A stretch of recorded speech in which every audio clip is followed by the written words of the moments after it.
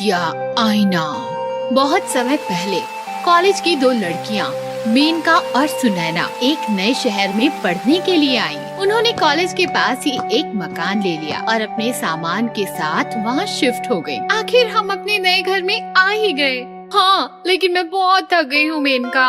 आज तुम खाना बना लो प्लीज, मैं नहा कर आती हूँ। ठीक है। सुनैना नहाने का सामान लेकर बाथरूम में आई। तभी उसे बाथरूम में बड़ा सा शीशा लगा हुआ दिखाई दिया और वो उस शीशे में खुद को देखने लगी।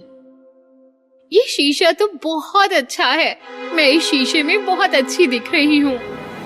दूसरी तरफ मेनका ने खाना बनाकर तैयार कर लिया था और फिर सुनैना को आवाज लगाई, सुनैना आ जाओ, खाना रेडी है। लेकिन बहुत आवाज लगाने पर भी सुनैना नहीं आई। मेनका उसे ढूंढती हुई बाथरूम तक आ गई। सुनैना, अब नहा लिया हो तो आ भी जाओ। लेकिन जब अंदर से कोई जवाब नहीं आया तो मेनका ने दरवाजे को हाथ लगाया। उसके हाथ लगाते ही दरवाजा खुल गया। मेनका ने देखा तो सुनैना अंदर नहीं थी। वो पूरे घर में सुनैना को ढूंढने लगी, लेकिन उसे सुनैना कहीं नहीं मिली। वो जोर जोर से रोने लगी। सुनैना, तुम कहाँ हो? उसकी आवाज सुनकर कुछ पड़ोसी उसके घर आ गए। क्या हुआ, तुम रो क्यों रही हो? मैं आज ही अपनी सहेली के साथ यहाँ रहने आई हूँ, लेकिन पता नहीं सुनैना कहाँ चली गई। तुम चिंता मत करो, आओ हम उसे मिलकर ढूंढते हैं। तभी अचानक सुनैना बाथरूम से निकलकर बाहर आती है। सुनैना, तुम बाथरूम में थी? लेकिन मैंने तो बाथरूम में चेक किया था। तुमसे कुछ गलती हो गई होगी, मैं तो बाथरूम में ही नहा रही थी। चलो छोड़ो वो सब, आओ खाना खाते हैं। फिर जैसे ही वो खाना खाने लगे, सुनैना खाने पर टूट पड़ी। वो ऐसे खाना खा रही थी जैसे उसने कई सालों से खाना ना खाया हो। सुनैना, ये तुम कैसे खा रही हो? चुप करो, मैं ऐसे ही खाना खाती हूँ। तो तुम ऐसे क्यों बोल रही हो? मुझे डर लग रहा है। अगले दिन मेनका ने सुनैना से कहा, सुनैना, मैंने नहा लिया, अब तुम भी नहा लो। मुझे नहाना अच्छा नहीं लगता, इसीलिए मुझे दोबारा नहाने के लिए मत कहना। सुनैना के व्यवहार में अचानक आए इस बदलाव को देखकर मेनका को चिंता होने लगी।